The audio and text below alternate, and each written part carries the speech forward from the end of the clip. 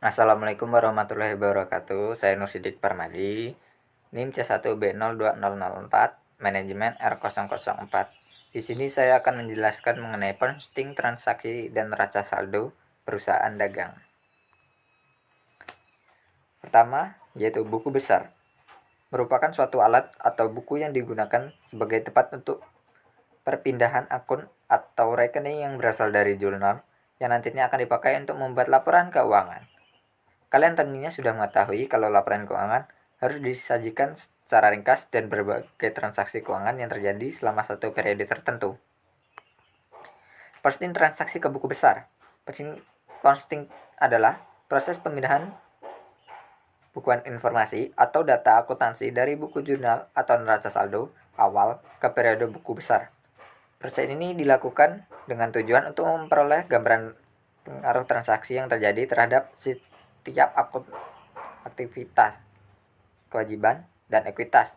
Pada setiap akhir periode, jumlah saldo dari masing-masing akun harus diringkas untuk dasar perusahaan neraca saldo dan laporan keuangan.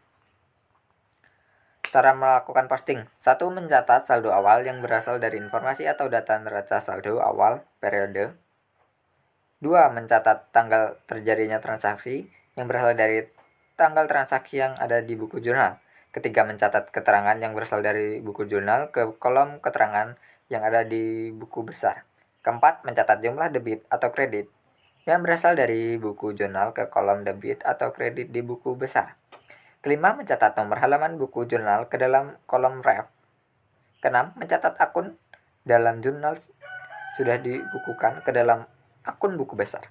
Maka di dalam kolom ref buku jurnal dicatat nomor akun yang bersangkutan. Ketujuh, apabila penggunaan akun buku besar berbentuk stafel, maka carilah jumlah saldonya, yaitu dengan cara membandingkan antara jumlah saldo yang ada. Neraca saldo.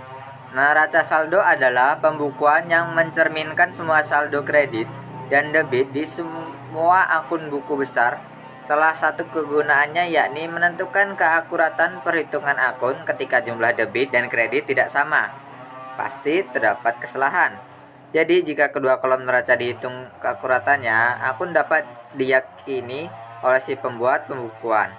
Hal ini agar memastikan bahwa setiap akun terbebas dari kesalahan dan penetapan akurasi matematis. Selain itu, juga menilai informasi keuangan bisnis selama periode tertentu.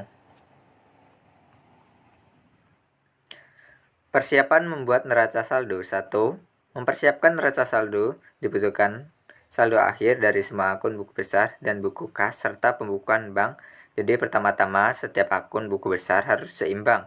Penyeimbangan yakni perbedaan antara jumlah semua entry debit dan jumlah semua entry kredit.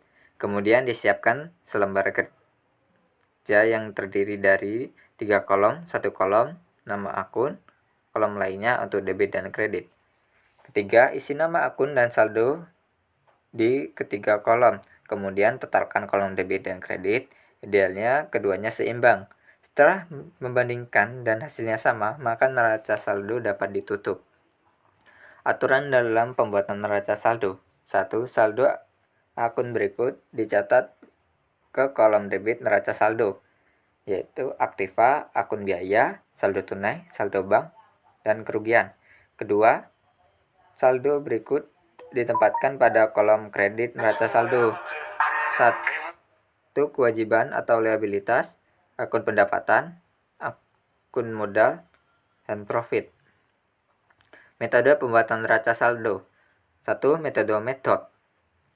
Sisi debit dan sisi kredit dari akun buku besar dipindahkan. Total sisi debit dan ditetapkan di kolom debit. Begitu juga dengan sisi kredit.